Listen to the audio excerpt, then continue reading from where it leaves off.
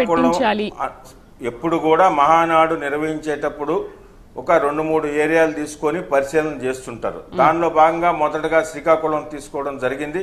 శ్రీకాకుళంలో నెక్స్ట్ మంత్లో గౌరవ ప్రధానమంత్రి నరేంద్ర మోడీ గారు కానీ ఇతర కొన్ని వేరే ఉండడం వల్ల నెల్లూరు జిల్లాకి ఇంతవరకు అవకాశం ఇవ్వలేదని నెల్లూరు జిల్లా పార్టీ నేతలందరూ కూడా అధిష్టానం గౌరవ ముఖ్యమంత్రి జాతీయ అధ్యక్షులు చంద్రబాబు నాయుడు గారికి, అదేవిధంగా జాతీయ కార్యనిర్వాహక అధ్యక్షులు గౌరవ మంత్రివర్యులు శ్రీ నారా లోకేష్ గారికి వారికి రిక్వెస్ట్ చేసినందుకు గాను వారు నెల్లూరు జిల్లా కేటాయించడం జరిగింది. దీని మీద ప్రత్యేక కారణాలు ఏమీ లేవు తల్లి.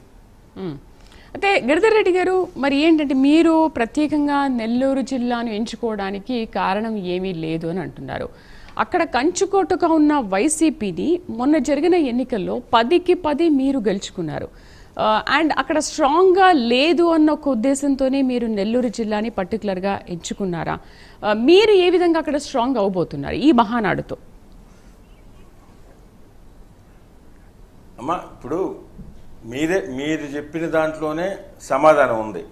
కంచుకోటగా లేకుండా తెలుగుదేశం పార్టీ బలంగా లేకుండా ఉంటే 10కి 10 స్థానాలు, అదేవిధంగా దాన్ని బద్దలు కొట్టారు కదా మీరు, ఆ వైసీపీ కంచుకోటగా ఉన్నదాన్ని 10కి 10 మీరు గెలుచుకున్నారు అంటే దాన్ని బద్దలు కొట్టారు, రికార్డ్ బ్రేక్ చేశారు కదా.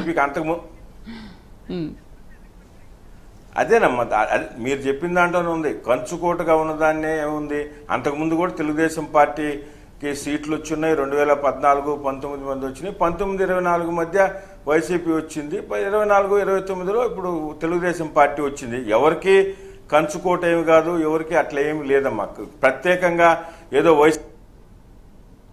వైసీపీ బలంగా ఉన్నందుకు తెలుగుదేశం పార్టీ నెల్లూరు జిల్లాని ఎంచుకున్నది అనేది అది శుద్ధ అబద్ధం.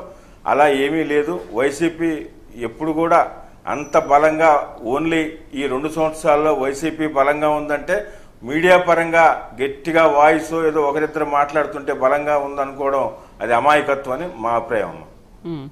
రైట్. శ్రీనివాసరావు గారు నమస్తే అండి, జనసేన జిల్లా ఇన్ఛార్జ్ విష్ణగిరి శ్రీనివాస్ గారు నమస్తే అండి. ఏంటి మరి